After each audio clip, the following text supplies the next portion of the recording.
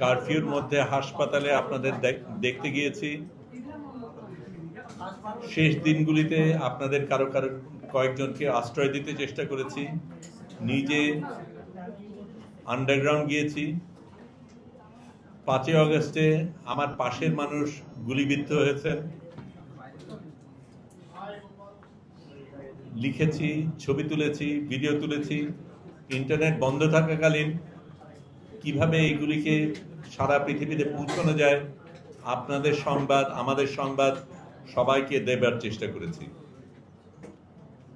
আমি এখানে বিএনপিকে চ্যালেঞ্জ করতে আসিনি। আমি এসেছি জনগণের ইচ্ছা প্রকাশ করতে। এটা ঠিক, আপনারা অনেকে বলেছেন রক্ত দিতে রাজি আছেন, রক্ত দিয়েছেন, কিন্তু আমি প্রশ্ন করি, কেন আপনাদের লোভের কারণে, আপনাদের ক্ষমতার লোভের কারণে বারবার আমাদের দেশের মানুষের রক্ত দিতে হবে? এটা কি পরিস্থিতি? একবার এক দল আসবে, আরেক দল আসবে, যে আসবে সে ক্ষমতা দখল করে থাকতে চেষ্টা করবে এবং সেই ক্ষমতা জনগণের কাছে ফেরত নেওয়ার জন্য আবার আমাদেরই ভাই বোনরা লাশ হয়ে ফিরবে। এটা কোনোভাবে গ্রহণযোগ্য না। আমরা জুলাইয়ের রাজপথে নেমেছিলাম একটা অত্যাচারের জায়গায় আরেক অত্যাচারকে আনার জন্য না, আমরা নেমেছিলাম রাষ্ট্রের আমূল পরিবর্তনের জন্য।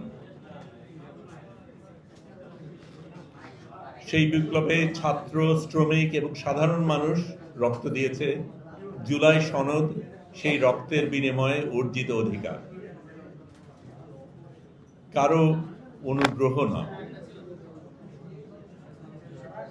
বিএনপি সেই সনদের প্রতিশ্রুতি দিয়ে ভোট চেয়েছে। 2/3 মানুষ সংখ্যাগরিষ্ঠতা, তার মাধ্যমে সংখ্যাগরিষ্ঠতা পেয়েছে।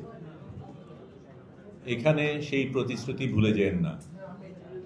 2018 সনে ছাত্রছাত্রীরা রাস্তায় রাষ্ট্র মেরামত করতে চেয়েছিল, সেই প্ল্যাকার্ড নিয়ে নেমেছিল। তখনও তাদের উপর অত্যাচার করা হয়েছে। এখনো সেই রাষ্ট্রকে মেরামত করারই প্রয়োজন। কিন্তু কিছু সংখ্যা বলা দরকার। একটু আগেই বলা হয়েছিল ভোটের ব্যাপার। বিএনপি পেয়েছে 51% ভোট, জুলাই সনদ পেয়েছে 69% সমর্থন। অর্থাৎ বিএনপির নিজের ভোটাররাই তাদের একটা বিশাল অংশ এই সনদ চেয়েছিল।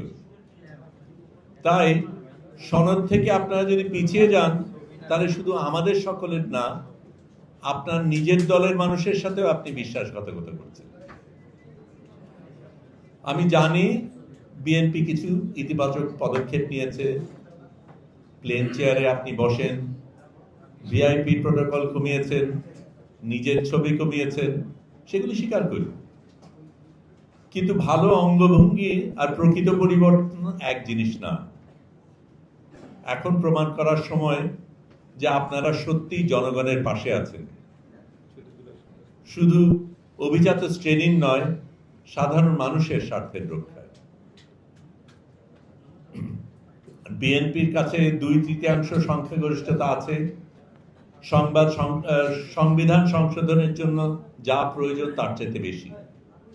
জুলাই সনদে যে কাঠামোগত পরিবর্তনের প্রতিশ্রুতি দেওয়া হয়েছিল, ক্ষমতার ভারসাম্য, সংসদীয় জবাবদিহিতা, নাগরিক অধিকারের সাংবিধানিক নিশ্চয়তা, সেগুলি সংসদ অধিবেশনেই উপস্থাপন করেন।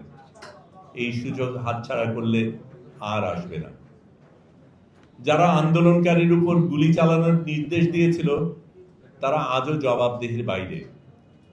শহীদদের পরিবার স্মরণ অনুষ্ঠান চায় না, তারা ন্যায় বিচার চায়।